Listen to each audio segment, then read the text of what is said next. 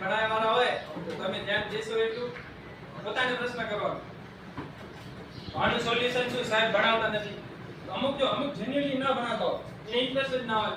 હાલે પૂરા ખારસિંગ લઈ આવતા હોય, ખારસિંગ ખાઈને બેઠા હોય ખુરશી માથે, બરાબર? તો એવા સાહેબનું શું કરવું?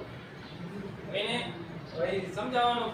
ગીતાજીમાં એક શ્લોક આવે, તદ્વિધિ પ્રણિપાતેન પરિપ્રશ્નેન સેવયા. તદ્વિધિ પ્રણિપાતેન પરિપ્રશ્નેન સેવયા, બરાબર? એટલે તમારે ભણવામાં ધ્યાન હોય, ભણાવતો હોય ત્યારે પણ પ્રશ્ન પૂછવાથી નહીં ગભરાવાનું.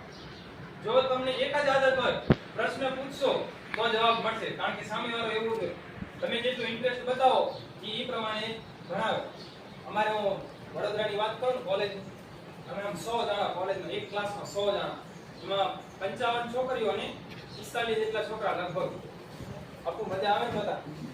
હા, એટલે એટલા બધા છોકરા, બરાબર? આવો.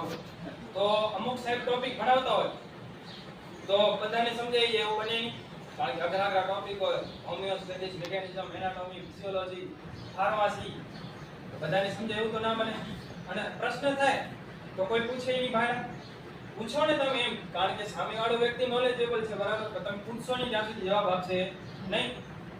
તો એવામાં એવું બનતું કે મને જ્યારે પ્રશ્ન થાય ને, હાથ ઊંચો કરો. સાહેબ 100 જણામાંથી શરૂઆતમાં તો હું એકલો જ હતો જે હાથ ઊંચો કરતો.